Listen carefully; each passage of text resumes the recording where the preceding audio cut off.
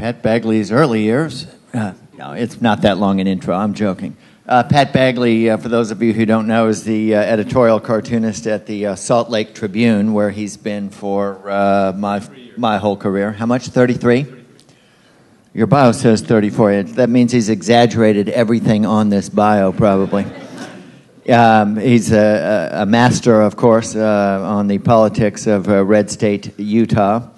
Cartoons have appeared everywhere. It's funny how all of us, our cartoons have appeared everywhere. In my case, though, only once in each place. So I think many of us in the field were completely delighted when Pat won the 2009 Herb Block Award. Long overdue recognition for somebody who is a very talented artist, a terrific political cartoonist, and a very gentle and kind individual, which I'm not really given to fawn over people like that. But so you know it's got to be true. Bagley served an LSD mission to Bolivia. That must have been great. Oh, I'm sorry.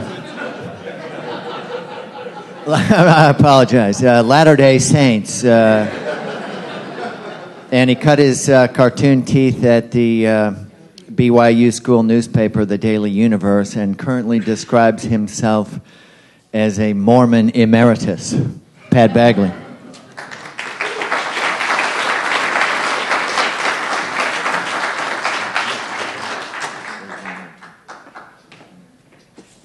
Joel, you say that with McConnell and Rand Paul, you claim to have the craziest politicians. I will raise you Mike Lee and Orrin Hatch.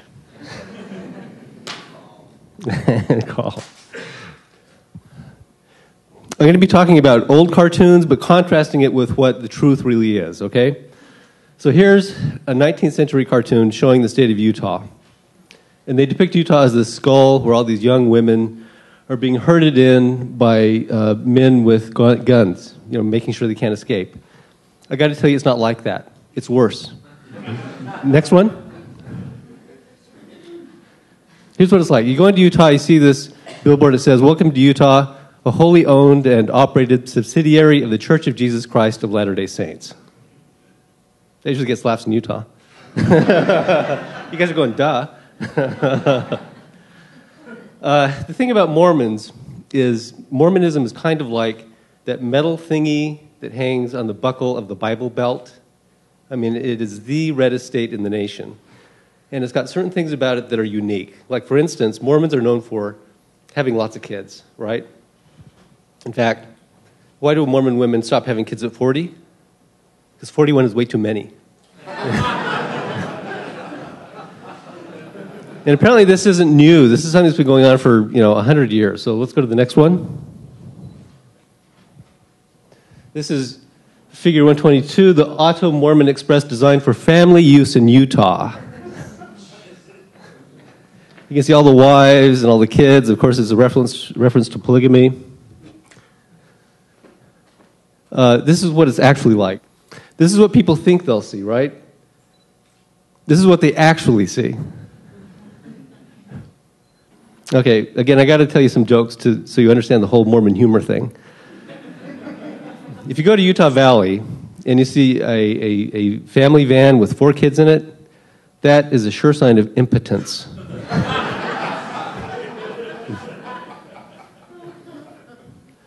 Okay, this is how people viewed Utah 100 years ago. There's the American eagle with the nest, and the different birds are the different states. There's New York, there's Massachusetts, Connecticut. And there, in the middle of it, is this blackbird who obviously doesn't belong. And he's holding a bone that says polygamy. Okay, so polygamy has been a big deal about Utahns and Mormons for a long time. And Mormons don't practice polygamy anymore. They used to. But I'm not sure that gets out through the national audience. For instance, when Gordon B. Hinckley became president of the church about 10 years ago, he was different from other presidents of the church in that he went out and he actually engaged the media. He talked to people. And he went out to, well, he was on 60 Minutes and became good buddies with Mike Wallace, and he was going all over the place talking about, this kind of stuff. Okay, now there's the King guy. What's his name? Yeah, the radio show? Larry King. Okay, so he goes on Larry King, and Larry King asks the president of the church about polygamy. Do you still practice polygamy? When did you quit? How many wives did Brigham Young have? Who got the idea for it? He just couldn't quit this whole polygamy thing. Well, the irony is that Larry King had been married 7 times. Okay, again, this is a 19th century cartoon and how they perceived Mormons. And here you have Uncle Sam kicking out undesirables from the American bed. And so he's kicking out a Chinaman, there's an American Indian, there's a Negro, there's a drunk Irishman. And here in the lower left-hand corner is a Mormon, a polygamist. Okay. Mormon coon. This stuff is pretty radioactive. So back in the 19th century, Mormons were catnip to cartoonists, and it didn't matter if it was true or not. They just went ahead and kind of threw these images out there because it was easy to make fun of Mormons. This is the actual truth about Mormons. Yes, sir, I am a Mormon. How could you tell, sir? Okay, and this is this is by one of the most unrecognized, best cartoonists in America, Cal Grondal, who's in Ogden, Utah. You Mormons are so bizarre. So I guess it kind of depends on how you look at it, right?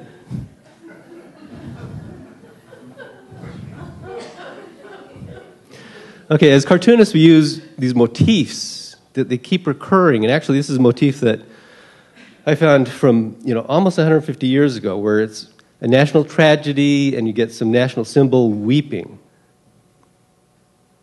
This could have been done yesterday. Let's go to the next one. 9/11. Let's go to the next one. Okay, you people don't know grief. To know grief, you got to be a Mormon, and you have to have venerated Brigham Young. When Brigham Young died, this is the cartoon that the country put out, We don't have just one person weeping. We got a whole bed full. Okay, sex and cartoonists. We just can't help ourselves. About 150 years ago, Martin Van Buren sent out the U.S. Army to invade Utah because there was a rumor that Utah was in rebellion. And so this is how the cartoonists of that day imagined it, right? This is how the Mormons were going to repel the U.S. Army, by using breastworks. Get it? Breasts? Work? Okay. Okay, this is kind of how we approach it today.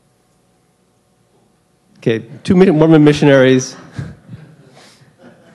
See this woman, singing a hymn. We're not supposed to think about sex these days. And this is actually true. I did a Mormon mission. And they would tell us that if you see a poster or you see the picture of some woman in some kind of lascivious pose, what you're supposed to do is sing a hymn, And by singing the hymn, you kind of get that image out of your head, right? Well, what they actually did is every time I sing that hymn, I remember that poster, that picture.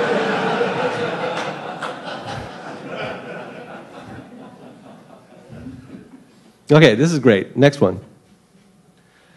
Animal House. This last year, we've had a couple of scandals in the cartooning profession because it looks like people are actually borrowing other people's work and recycling it, right? I think that this was borrowed from a Mormon cartoon. Polygamy House. And as proof, Brigham Young is wearing a toga.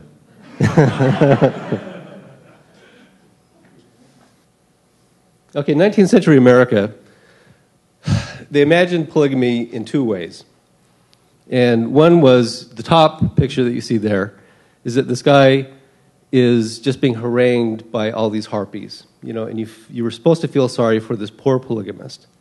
Okay, but the other image that came through was that my great-grandmother was a harem girl. And I can tell you she wasn't. So they had these 2 images, and both play off of certain stereotypes. Okay, why yes, Mormons used to practice polygamy, but proof of its divine origin is that we didn't enjoy it for a single second. Again, another image of, here's the Mormon prophet Joseph F. Smith, surrounded by his wives. Okay, let's go to the next one. Okay, this is interesting. Because, kind of the same idea that these women are just kind of, you got to pity the poor polygamist. But actually, if you can read this, I don't know if you can, they're wearing these sashes that say feminism. And this is the first instance I've found feminism being used in a cartoon. So, interesting, huh?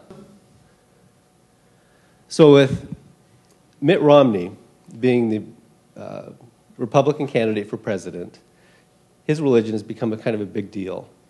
And there's this idea that he might be a Manchurian candidate for the LDS hierarchy. Well, this isn't a new idea.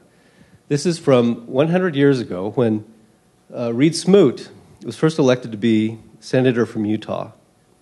And it resulted in the trial of the century, where they went for 5 years, congressional hearings deciding whether they were going to seat this guy or not. And they finally seated him, and it turned out that he was as conservative as a Republican as they could ever want. But this is still something that's coming up. What is Romney going to represent? Is he really an American, or is he a Mormon first? But again, kind of an old idea. Well, in Utah, we know where that goes. This is somebody in the church office building, a church official, saying, "Sister Finchley, I'm tired of all these stories in the media that say the church calls all the shots in Utah. Have the legislature pass a resolution denying it."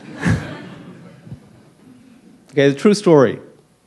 The legislature was trying to rationalize their liquor laws because Utah's got crazy liquor laws.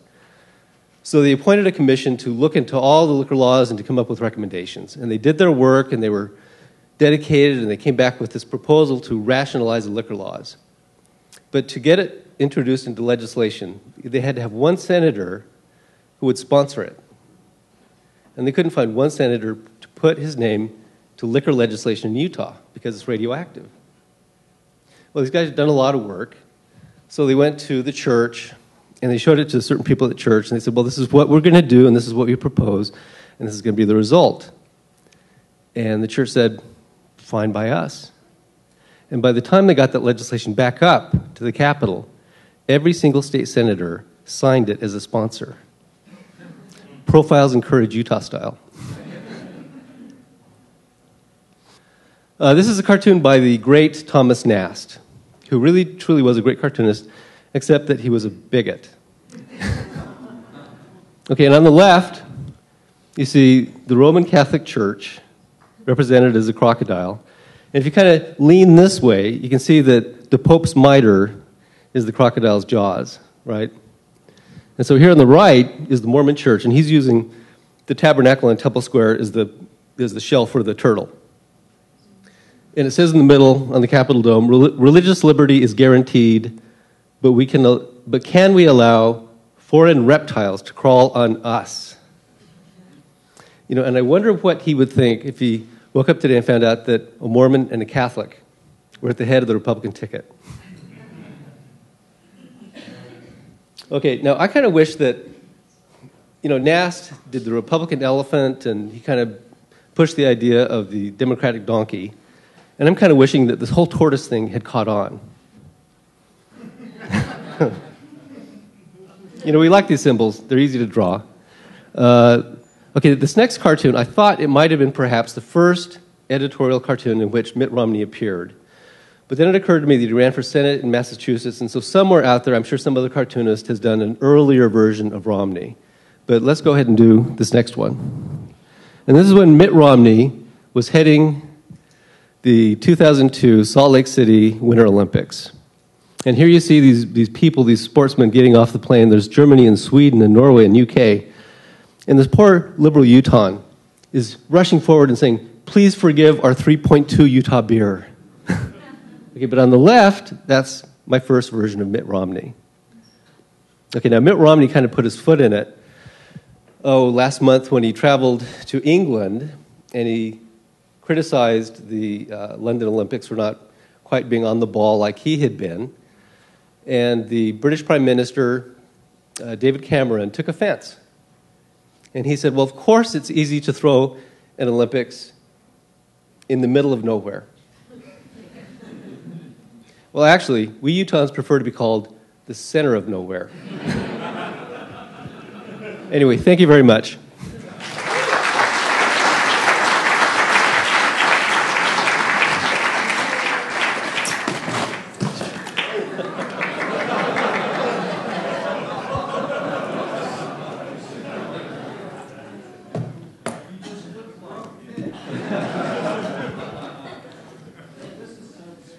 Yeah, don't worry about that thing, Pat.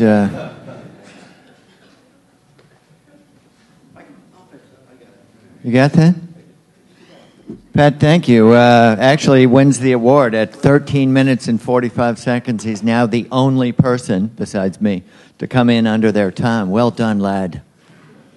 You know, I saw the Book of Mormon Coon on Broadway. It was great.